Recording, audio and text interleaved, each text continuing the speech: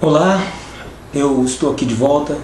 Já fazia algum tempo que eu não gravava mais nada, mas eu acho que foi bom porque fez com que eu aprendesse algumas coisas, que eu entendesse algumas coisas, e este meio é exatamente um meio de aprendizado, né? Como muitos já sabem, eu já um dia acreditei em algumas coisas e defendi com unhas e dentes. Eu acreditava que essas coisas que eu defendia eram corretas, eram coisas que deveriam ser passadas para que outras pessoas assim também o fizessem. E por causa de ter aprendido algumas coisas, eu comecei a perceber que as coisas não eram bem assim, né? Então, eu sou uma pessoa que sempre me interessei muito pelas coisas da Bíblia, né? Das coisas da religião. Eu sempre tive um apego muito intenso a estas coisas, fui criado desta forma pela minha família, né? Então eu acabei me envolvendo de uma forma muito profunda em meio dessas coisas, desde a minha idade mais tenra. Então, o que eu queria estar passando aqui para as pessoas que também se interessam nestas coisas? Primeiro, nós pensamos em um primeiro momento que tudo que está sendo passado para nós, tudo que nós temos como verdade, é uma verdade total, é uma verdade que não vai de forma alguma surgir nenhum tipo de modificação. Esse talvez seja o primeiro erro que nós cometemos, né?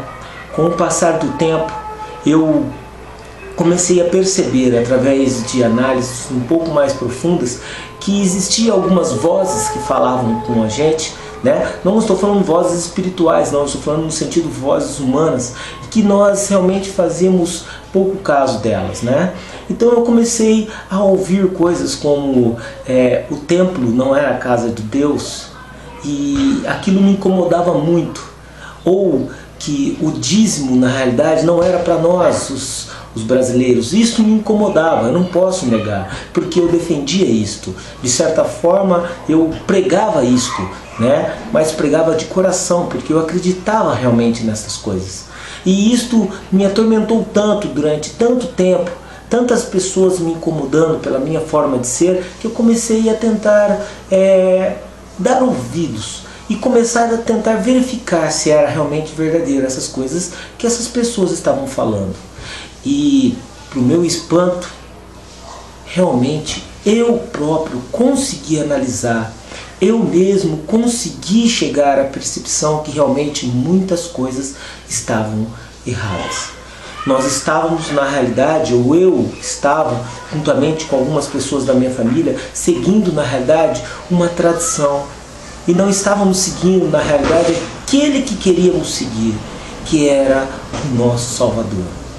Então, eu comecei a analisar com mais esmero as coisas das Escrituras, comecei a entender as vozes que estavam espalhadas e chegavam até mim, que dizia a respeito do dízimo. Compreendi que realmente o dízimo, essa ideia do dízimo, realmente não é para os nossos tempos, não é para o Brasil, não é na realidade para ninguém que segue ao Salvador, de forma alguma não é.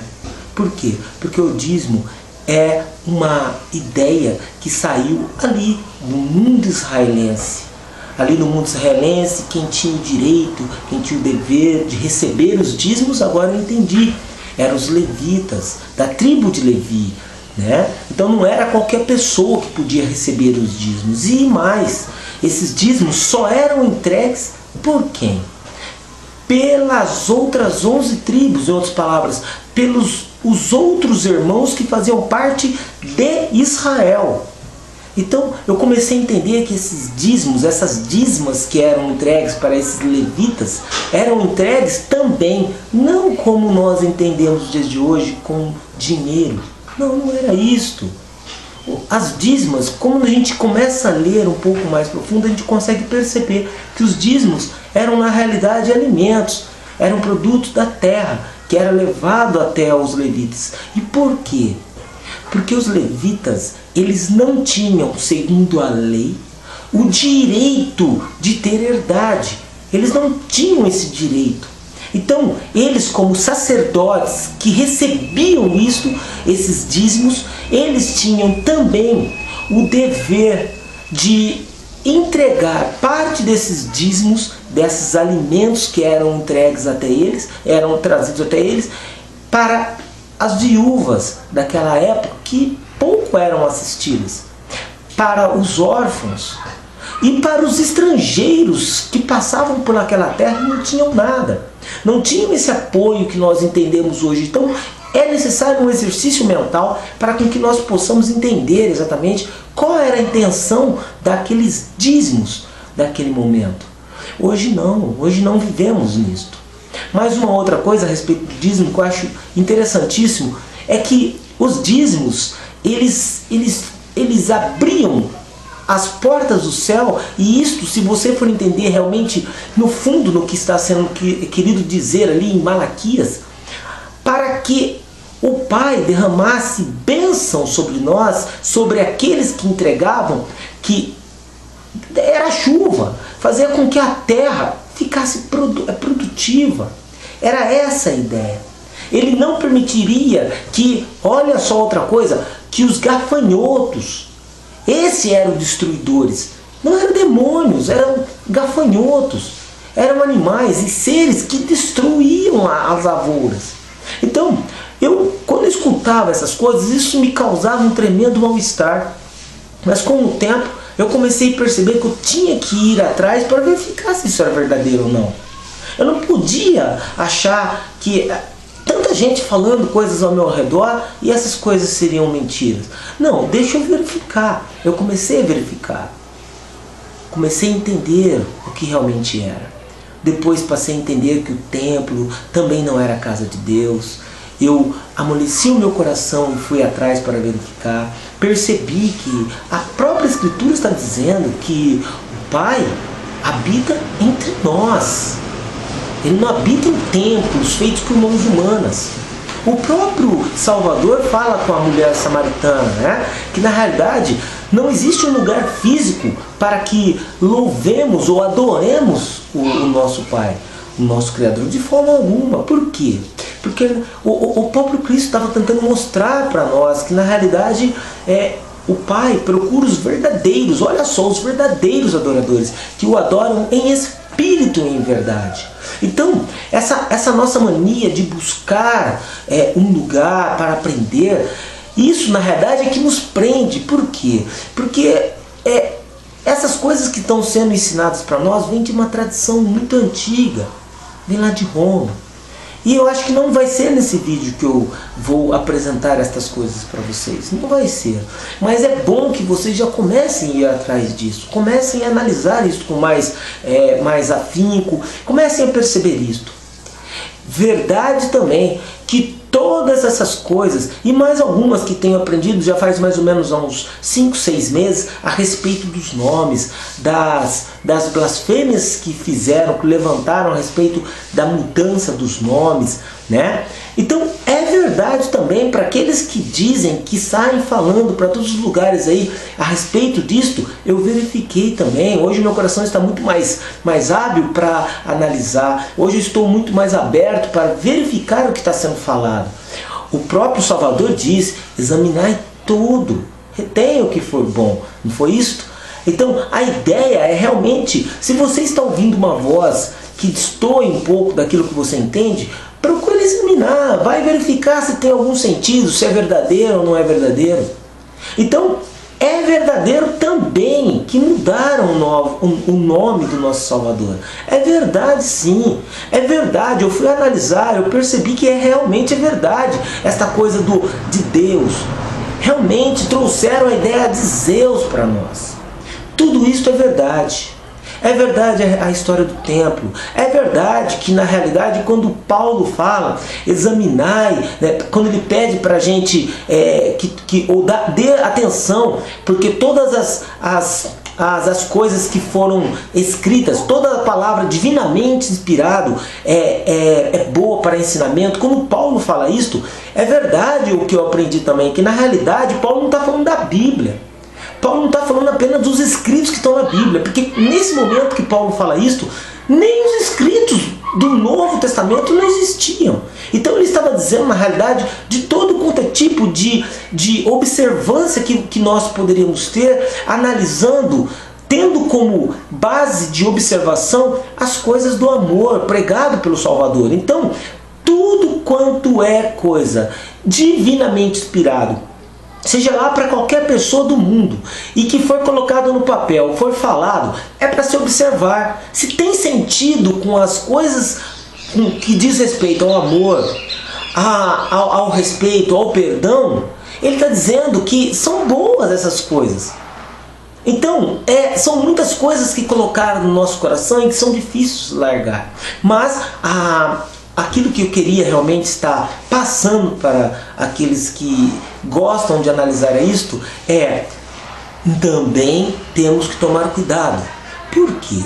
Porque o ato de entender, de conhecer, de irmos atrás dessas coisas que de alguma forma nos liberta, e nos liberta mesmo, passamos a ser menos escravos das tradições, dos costumes, das liturgias, dos rituais. Essas coisas começam a deixar de ter valor para nós. Nós queremos a verdade e sabemos que a verdade está tão somente na pessoa do nosso Pai e também daquele que se manifestou entre nós, o teu Filho amado.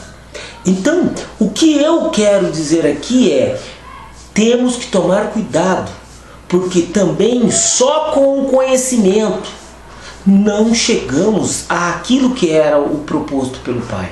Eu vou dar uma lida aqui em um texto. Entendi também que tem muitas coisas aqui que estão erradas, foram adulteradas, né? Para aqueles que já estão um pouco à frente, que já entenderam alguma coisa. Então eu só quero ler um texto aqui que está em 1 Coríntios, capítulo 13. Isto aqui é para que todos aqueles que estão saindo do sistema que eu chamo de Matrix, né? Todos aqueles que estão deixando esse sistema, entenda que existe um outro sistema que, mesmo que você deixar todas essas coisas, mesmo que você aprender tudo isto que eu sei e muito mais que eu ainda não sei e estou perscrutando, ainda cabe essa observação. E eu acredito que nessa observação não houve mudança nenhuma. Está escrito o seguinte, no 1 Coríntios capítulo 13 diz assim, no verso 2: E ainda que tenha o dom de profetizar, e conheça todos os mistérios e toda a ciência, e ainda que tenha toda a fé, de tal forma que transportasse os montes, se não tenho amor, nada sou. E ainda que distribuísse toda a minha riqueza para o sustento dos pobres, ainda que desse meu corpo para ser queimado, se não tenho amor, nada me vale. Vocês perceberam que parece que ele está apontando o seguinte, é o amor que é o mais importante. Agora eu queria que vocês dessem uma olhada no verso 1, que também diz respeito a isto, mas vai citar a questão do entendimento. Então ele fala, ainda que eu falasse a língua dos homens e dos anjos, se não tenho amor, sou como bronze que soa como o símbolo que tinha. Então, mesmo se eu tiver conhecimento, mesmo se eu tiver entendimento, se eu não tiver amor, nada significa. Então, temos que tomar muito cuidado. Aqueles que estão saindo e simplesmente estão deixando aquilo que também é principal. É o amor, é o respeito, é o perdão, é o entendimento, que nem todos conseguem entender essas coisas, porque as cadeias são muitas. É difícil. Então não vamos julgar. Vamos sim fazer as denúncias, mostrar as falcatruas que estão querendo fazer aí para angariar dinheiro, para construir impérios. Vamos sim, mas com sabedoria, vigiando as nossas próprias ações. Vamos lembrar que para ser seguidor de Cristo não é necessariamente ter entendimento, mas ter amor, andar em amor. Pregar o Evangelho é pregar o amor. Ter entendimento realmente vai nos livrar da garra de muitos homens maus. Mas primeiro é o amor. Se não soubermos andar no amor, o nosso entendimento, o nosso conhecimento não vai nos ajudar em nada, porque este reino que nós tanto ambiciamos, ele está totalmente repleto de amor. Eu agradeço e, se nosso Pai nos permitir, eu volto novamente. Obrigado.